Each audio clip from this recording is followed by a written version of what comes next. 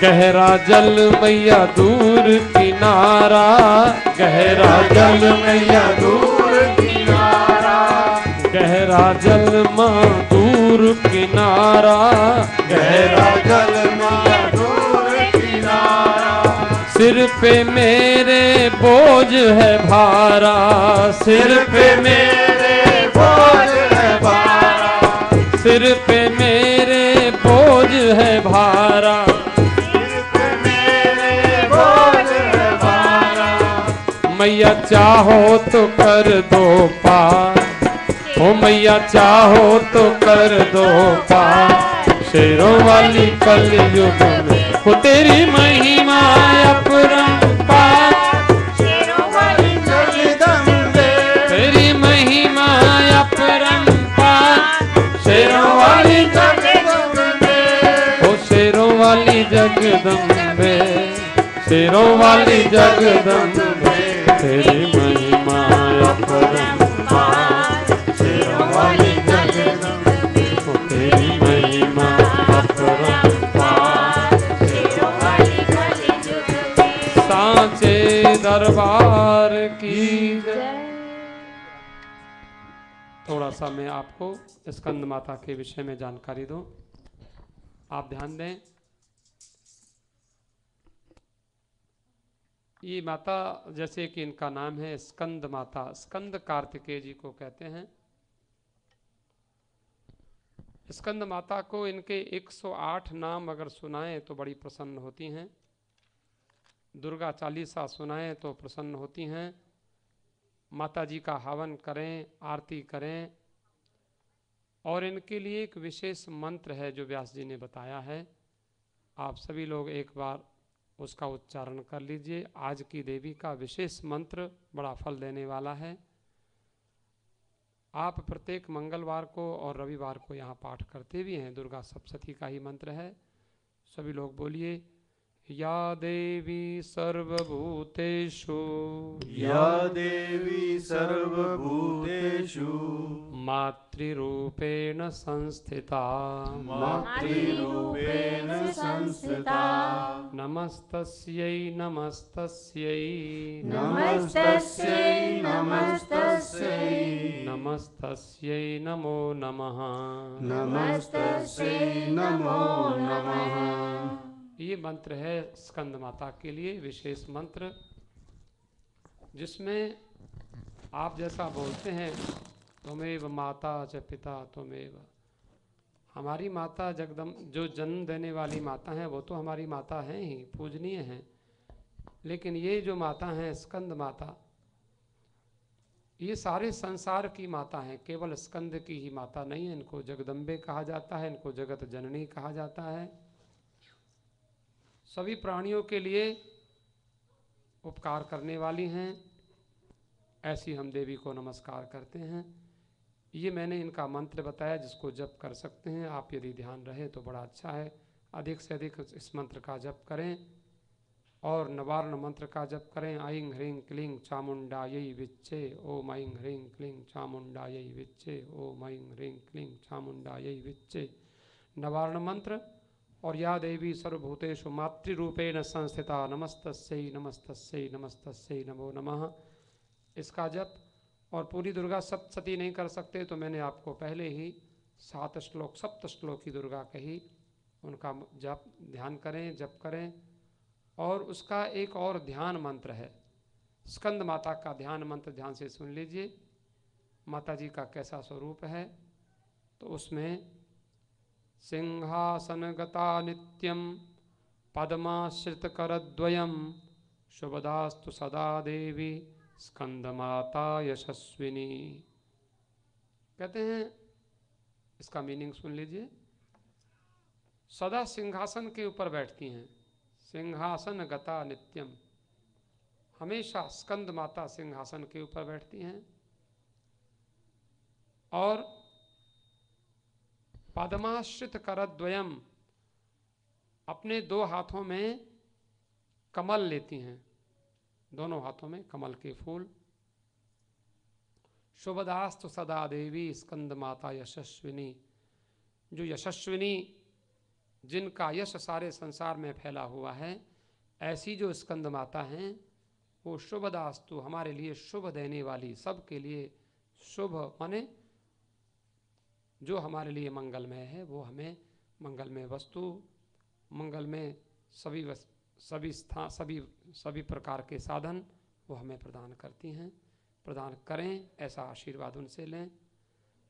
तो माता जी के 4 हाथ हैं, स्कंद माता के 4 हाथ हैं और उनकी 3 आँखें हैं।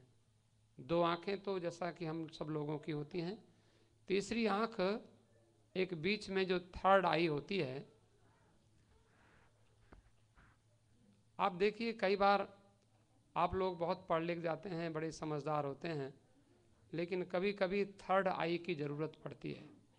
कभी कभी हम 2 आँखों से नहीं देख पाते जो चीज़, तो कई बार आप अपने माथे में ऐसा ध्यान लगाते हैं और थोड़ा सोचते हैं कभी कभी क्या बात है, हमारी समझ में क्यों नहीं आ रहा है। तो तीसरी आँख से कोई ऐसा विचार जो इस समय आवश्यक है, 2 आँखों से तो सीमित दिखता है, लेकिन माता जी की कृपा हो तो 3rd आई हम लोगों की खुले। तीसरी आँख से विवेक होता है, समझदारी आती है, प्रेजेंस ऑफ माइंड आप कह सकते हैं। कौन से समय में क्या करना चाहिए, कब कैसे परिस्थिति के अनुकूल हम व्यवहार करें, ये स्कंद माता से हम लोग प्राप्त कर सकते हैं। और ध्यान दीजिए, माता जी के गोद में जैसा कि आप देख रहे हैं, झांकी में भी इस प्रकार से प्रीति जी ने और सब हमारी और भी जो माताएं हैं और भी जो देवियां हैं, उन्होंने सब बड़े परिश्रम के साथ झांकी को तैयार किया है, जिसमें स्कंद माता जी की गोद में बैठते हैं और दाहिनी नीचे वाली भुजा में कमल और बायां ऊपर वाला जो हाथ है उसको माता जी ब्लेसिंग के लिए रखती हैं। एक हाथ में कमल, एक हाथ में आशीर्वाद, कहीं कहीं दोनों हाथों में कमल, ऐसा भी कहा गया है। और इनको माँ स्कंद माता is considered the goddess of fire, ऐसा भी कहा गया। भक्तों का सत्य असत्य में विवेक करने की शक्ति देने का इनका विशेष काम है। कई बार हम जजमेंट नहीं कर पाते, हम इधर जाएं कि उधर जाएं, ये करें कि वो करें। सच क्या है, सत्य को ग्रहण करें, असत्य को छोड़ें, ये शक्ति हमको स्कंद माता से मिलती है। और एक और बात है इसमें हमारे ऋषियों ने कहा कि she fulfil all of the desires, सारी डिज़ायर्स को, सारी इच्छाओं को फुलफिल करती हैं, परिपूर्ण करती हैं, सारी मनोकामनाओं को सिद्ध करती हैं। और एक और बात है, कार्तिकेय जो देवता हैं, कार्तिकेय देवता को षडानन कहा जाता है। इनके 6 मुख हैं कार्तिकेय जी के, जो माता जी के गोद में जो कार्तिकेय हैं, जिनको स्कंद कहा जाता है। स्कंद, स्कंद माता, आज की माता का नाम है स्कंद माता। स्कंद माने कार्तिकेय। और कार्तिकेय को 6 मुख हैं। ब्रह्मा जी के 4 मुख होते हैं, शिव जी के 5 मुख होते हैं, लेकिन कार्तिकेय के 6 मुख हैं। 6 मुख से ऐसा वर्णन मिलता है 6 प्रकार का ऐश्वर्य होता है। ऐश्वर्य माने जो हमारे पास सुख के साधन होते हैं, 6 प्रकार के। संसार की जो सुख के सामग्री है, जिसमें हम जो लग्जरियस लाइफ जी सकें, वो 6 क्या हैं? ऐश्वर्यस्य समग्रस्य धर्मस्य यशः श्रियः ज्ञान वैराग्ययोश्चैव षण्णाम भग इति ईरणा। इनको भग भी कहते हैं, ऐश्वर्य कहते हैं। भगवती हैं स्कंद माता, तो स्कंद उनकी गोद में हैं। तो क्या है वो चीज़, जरा ध्यान से सुन लीजिए एक बार। 6 चीज़ क्या हैं?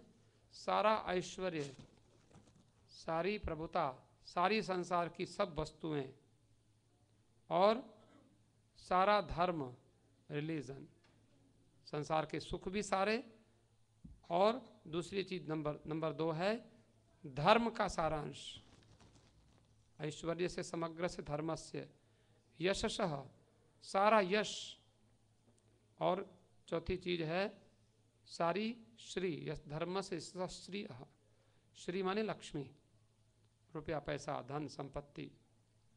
और पांचवी चीज है ज्ञान, और छठी चीज है वैराग्य। वैराग्य का मतलब होता है संसार की सभी वस्तुएं, चाहे कोई भी संसार में कितना ही बड़ा व्यक्ति हो, उसको एक ना एक दिन छोड़नी पड़ती हैं। तो उन वस्तुओं को प्रयोग तो करना पड़ता है, लेकिन उनके प्रति इतने आसक्त नहीं हो जाना होता है कि जब वो छूटें तो हमें, जब संसार छोड़ना पड़े तो हमें छोड़ने में प्रसन्नता हो, दुख ना हो। इसी को वैराग्य कहते हैं। क्षण भर में छोड़ दें संसार को, जब छोड़ने का समय आवे तो छोड़ देना चाहिए। तो इस प्रकार से ये भी चीज़, इसको भी हम लोग ऐश्वर्य समझते हैं। तो 6 चीज़ मिलती हैं माता जी की कृपा से, और इनकी पूजा करने से स्कंद की, कार्तिकेय की पूजा अपने आप हो जाती है। एक और बात बताया, व्यास जी कहते हैं कि माता जी योगक्षेम वहन करती हैं। योगक्षेम क्या है? जो वस्तु हमें प्राप्त नहीं है उसको योग कहते हैं, जो हमारे पास नहीं है उसको योग कहते हैं, और जो हमारे पास है उसको क्षेम कहते हैं। तो माता जी क्या करती हैं? जो नहीं है उसको प्राप्त कराती हैं, और जो है उसका संरक्षण करती हैं, उसकी रक्षा करती हैं। तो इसी को योगक्षेम कहते हैं कि हमें नई वस्तु मिल जाए, लेकिन पुरानी भी तो रहनी चाहिए ना हमारे पास। जो हमारे पास पहले से है वो रहे, और जो हमारे पास नहीं है वो हमें मिले। इसी को योगक्षेम कहते हैं। तो माता जी योगक्षेम वहन करती हैं। और इनके संबंध में छोटी सी कथा है स्कंद माता के संबंध में, कि एक असुर था जिसका नाम था तारकासुर। कई लोग ताड़कासुर कहते हैं, कई लोग तारकासुर कहते हैं। तारक, ये तारकासुर बड़ा तपस्वी था। जितने राक्षस होते हैं ये बड़े शक्तिशाली होते हैं। इसने तपस्या करी, और तपस्या करके ब्रह्मा जी को प्रसन्न कर लिया, क्रिएटर को। ब्रह्मा जी ने इसको दर्शन दिया। ब्रह्मा जी ने कहा वरदान मांगो। इसने वरदान मांगा कि मैं कभी मरूं नहीं। ब्रह्मा जी कहने लगे बेटा, जो पैदा होता है उसको मरना पड़ता है, तो तुम मरोगे तो सही, लेकिन हाँ कोई शर्त कह सकते हो कि ऐसे ना मरूं वैसे ना मरूं। तो कहने लगा संसार में सबसे बड़े देवता कौन है? ब्रह्मा जी बोले महादेव। तो महादेव सबसे बड़े क्यों हैं? बोले वो समाधि में रहते हैं। बीते संवत सहस 87,000 ईयर्स समाधि में बैठ जाते हैं। देखो 87,000 वर्ष तक समाधि लगाते हैं। बोले जो इतना कंसंट्रेट हो सकता है, इतना एकाग्र हो सकता है, इतना ध्यान में बैठ सकता है, वही तो बड़ा हो सकता है। तो बोले ठीक है, लेकिन उनका परिवार, ब्रह्मा जी बोले वो शादी नहीं करते। पहले की बात है जब ब्रह्मा जी, जब शंकर भगवान ने विवाह नहीं किया था। तारकासुर ने कहा तो ठीक है, तो मेरा यदि, बोले विवाह कभी करेंगे? बोले लगता तो नहीं है कि वो विवाह करेंगे, क्योंकि पहले ऐसे ही कहा जाता था कि शिव जी विवाह नहीं करेंगे। शिव जी का कोई संकल्प था भी नहीं, लेकिन बाद में जब दूसरों के उपकार के लिए विवाह किया, अपने लिए नहीं किया शिव जी ने।